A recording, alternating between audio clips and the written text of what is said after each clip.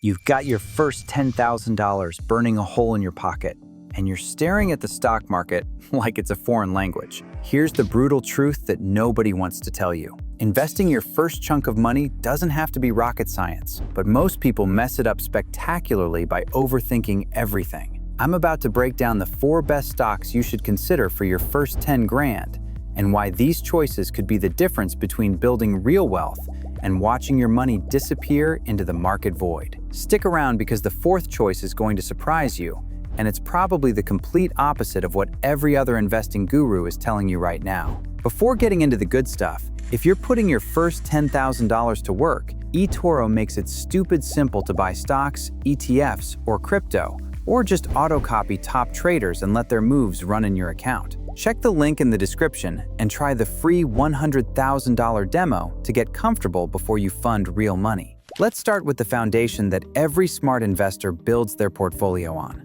The first place I'd put a significant chunk of that $10,000 is into an S&P 500 index fund. Now, before you roll your eyes thinking this is boring advice, hear me out because this single decision could save you from making the same costly mistakes that destroy most beginner portfolios. The S&P 500 represents the top 500 companies in America. When you buy one share of an S&P 500 fund, you're instantly owning a piece of Microsoft, Google, Amazon, Visa, Costco, and literally hundreds of other proven winners. These aren't random companies. These are the honor roll students of the business world that have survived economic disasters, market crashes, and decades of competition. Here's why this matters for your first investment. When I see beginners trying to pick individual stocks, they usually end up gambling on companies they heard about on social media or penny stocks that promise massive returns overnight. The result is almost always the same. They lose money fast and get discouraged from investing altogether.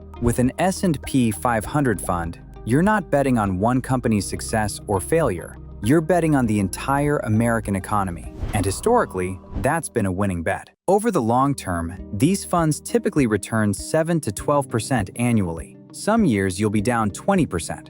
Other years you'll be up 30%. But the overall trajectory has been consistently upward for decades. For this investment, I'd recommend putting about $3,000 to $4,000 from your $10,000 into a fund like SPY-VOO or SPA. These are all exchange-traded funds that track the S&P 500. They just come from different companies with slightly different expense ratios. If your brokerage offers fractional shares like eToro does, you don't need to wait to afford a full share. You can start with small amounts today. I like eToro for beginners because it's mobile first, simple to use, and makes recurring buys easy. I put a link to eToro in the description if you want to check it out. And here's an actionable step. Set up an automatic monthly purchase into that fund so you're dollar cost averaging without relying on willpower. Now, the second stock pick is where we start adding some growth potential to your portfolio. I'm talking about technology-focused funds that track the NASDAQ 100. This is where companies like Nvidia, Tesla, Meta, and Apple live and breathe. Now, I'll be straight with you. Tech stocks are more volatile than your S&P 500 funds. When the market gets nervous, tech stocks usually get hit harder and faster than other sectors. But here's the thing. If you're young and you've got time on your side, this volatility can actually work in your favor because technology companies have historically delivered some of the best long-term returns. The NASDAQ 100 consists of the top 100 technology companies. And yes, there's some overlap with the S&P 500, but these funds have a much higher concentration of tech stocks. QQQ is the most popular ETF that tracks these companies. And if you want something with a lower share price, QQQM is essentially the same thing, just packaged differently. I'd allocate about $2,000 to $3,000 of your $10,000 here, depending on your risk tolerance. If market swings keep you up at night, stick closer to $2,000. If you can handle some short-term volatility for potentially higher long-term gains, lean toward $3,000. Before moving on to the third stock pick, if you found this breakdown helpful, give it a like and make sure to subscribe because I'm constantly sharing practical investing strategies that actually work in the real world. The third investment choice is going to sound boring compared to the sexy tech stocks, but this is where smart money goes for stability and income. I'm talking about dividend-paying stocks and funds. Companies that pay dividends are typically more mature, stable businesses that generate consistent cash flow. Think Coca-Cola, Pepsi, Home Depot, and Johnson & Johnson. These companies might not double overnight like some growth stocks, but they pay you real money just for owning their shares. A dividend-focused ETF like SCHD gives you exposure to dozens of high-quality dividend-paying companies. Every quarter, these companies literally deposit money into your account just for being a shareholder.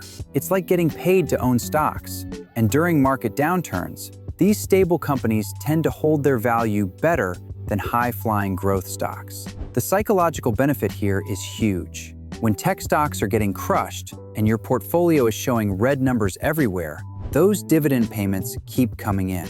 It helps you stay calm and avoid making emotional decisions that destroy wealth.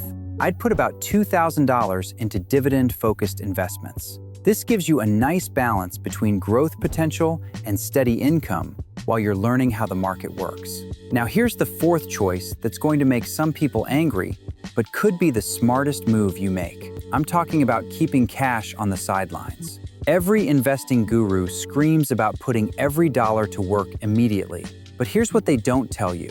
Having cash available gives you incredible power when opportunities arise. When the market crashes and everyone is panicking, you'll have dry powder to buy quality stocks at discount prices. Market corrections happen regularly. Sometimes stocks drop 20, 30, even 50% in a matter of months. If you're fully invested when this happens, you can only watch. But if you've got cash saved up, you can actually profit from other people's fear and panic.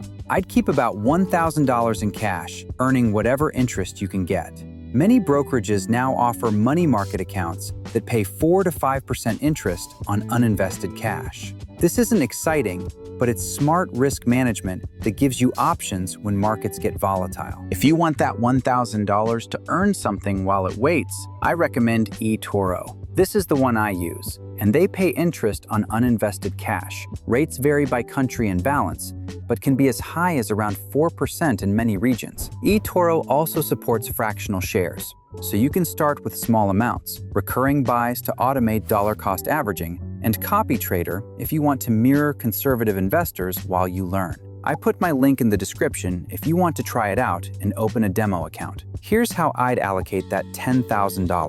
$4,000 into an S&P 500 fund for your foundation. $3,000 into a technology-focused fund like QQQ for growth potential. $2,000 into dividend-paying stocks for stability and income.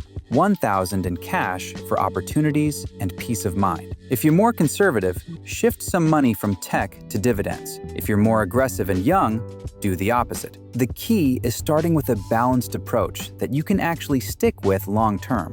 Remember, investing isn't about getting rich quick. It's about building wealth slowly and consistently over decades. These 4 investment categories give you exposure to different parts of the market while managing risk through diversification. The biggest mistake new investors make is constantly changing their strategy, chasing hot stocks, or panic selling during downturns. Pick your allocation, stick with it, and add money consistently over time. Boring wins in investing every single time. Look, your first $10,000 is just the beginning. You will screw it up here and there, but if you follow 3 rules I learned from Warren Buffett, you will be very successful in your investing career. So go and watch this video where I share what the 3 rules are and why they are crucial to your success as a beginner investor.